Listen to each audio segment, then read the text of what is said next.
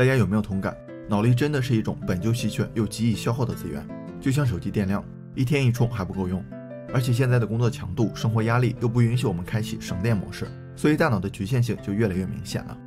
电影《超体》倒是有个看似美好的解决方案，开发脑容量，说是人类大脑只开发了10%，当开发30%的时候，你可以控制自身的新陈代谢，达到50%，你甚至可以用意念控制别人和非生命体。但这个没有科学依据，相反，一些实验通过对脑损伤、大脑成像、显微结构分析等研究发现，人类大脑中的区域没有一块是完全平静或者不活跃的。所以要应对高强度多任务的情况，就只能在有限的脑力资源内深度挖掘大脑效能并最大化利用。今天咱们就通过几个场景聊聊这个问题。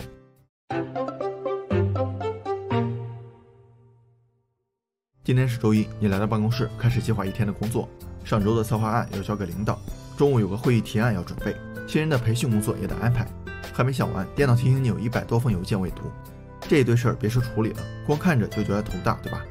现在的生活节奏太快，每天要面对源源不断的信息，处理繁冗复杂的事情，就造成了大脑的第一个局限，耗电速度太快。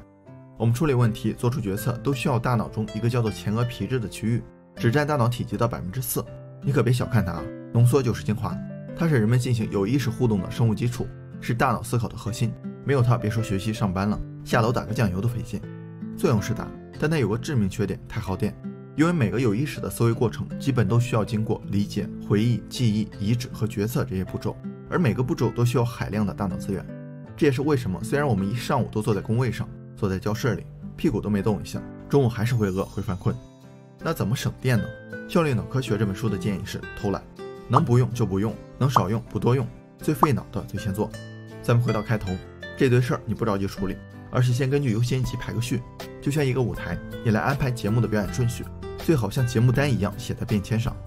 相信我，这看似简单的小动作却有着惊人的效果。首先，排序有助于我们统筹分配一天的脑力资源，费脑的提前安排，后边一些琐碎小事儿电量低咱也能应付。另外，排序本身是非常耗能的一件事儿，这也是一想到事儿多就头疼的原因，所以怎么看都得放在第一位。最后写下来的目的是把抽象的脑力活动可视化，视觉画面是非常高效的信息结构，你一看就知道该干嘛了，减少思考引起的耗能，中间的空隙也能让前额皮质有个缓冲。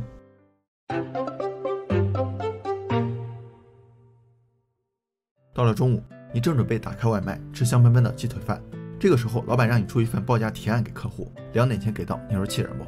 你一看这个项目光介绍都50页了，涉及到的信息很多，完全不知道从哪下手，但老板不听解释啊，只能硬着头皮上。这就是大脑的第二个局限，处理效率有限。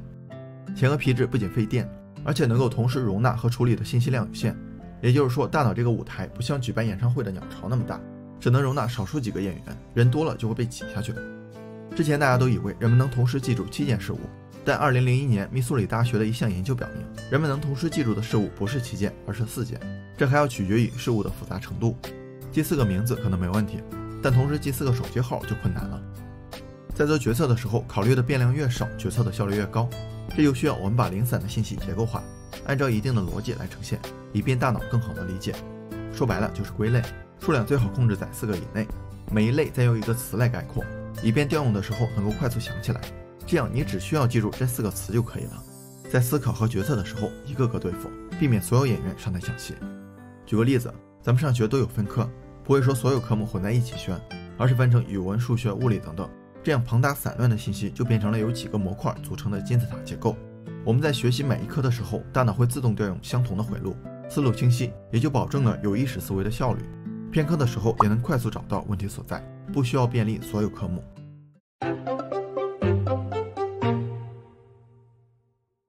下午5点，你发现清单上还有些工作没做，为了不加班，你开始一边回邮件一边听语音消息，结果忙中出错，把回邮件的内容当成语音发给了客户，想想就尴尬，对吧？这是大脑的第3个局限，无法多任务并行。不光工作，学习生活也一样，一旦同时处理2个以上需要有意识思维介入的事情，前额皮质就应付不了了。比如你一边开车一边听音乐没问题，因为听音乐不需要思考，但一边打游戏一边接电话就不行了。书中提到，一心二用，即便是哈佛大学的高材生，其大脑水平也跟一个8岁小孩差不多。这个现象叫做双任务干扰。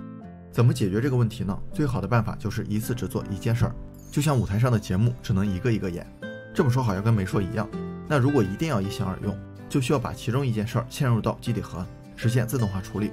基底核就是大脑存储例行功能的核心部位，也就是一项技能。没学会的时候需要调用前额皮质，学会了就变成了下意识的动作，好像不需要过脑子了，其实过的是基底核。比如学舞蹈，刚开始每个动作你都要想，但熟练了之后，你会发现一整套动作都是自然而然的。一项研究表明，重复某个行为3次以上就会触发常识层增强，也就是基底核把这个行为变成了固定模式，可以待机运行了。基底核的效率很高，而且耗能很少，你就可以双标一下，尽可能利用这个资源为前额皮质减负。像一些简单的工作，比如打印东西、删除邮件、整理电脑文件等等，做的越多，他们需要的注意力就越少，你就能在做这些的同时再做一些其他事情。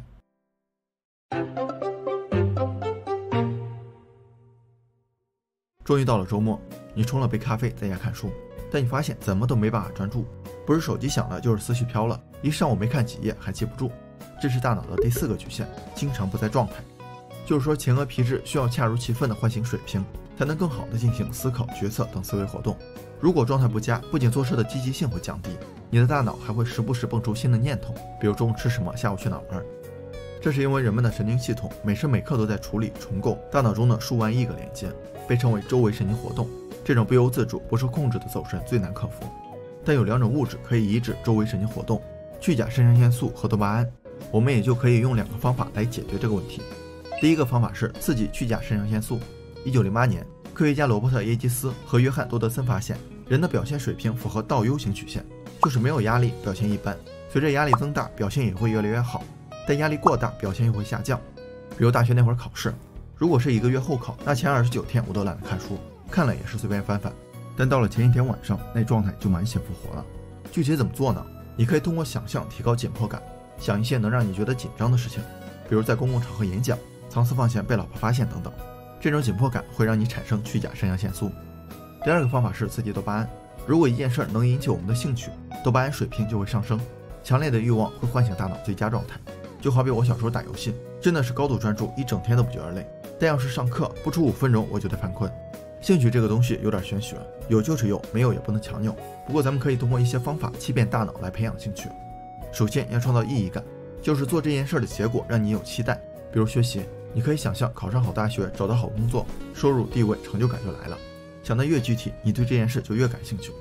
其次是设置计时奖赏。还拿打游戏来说，我费劲打怪，等级也没涨，装备也没掉，我肯定不想玩了，对吧？就是计时奖赏让玩家们深陷其中。所以你可以每看一本书奖励自己100块钱，每学完1节课奖励自己开黑一把。这些即时反馈能不断刺激多巴胺的分泌，提高大脑状态。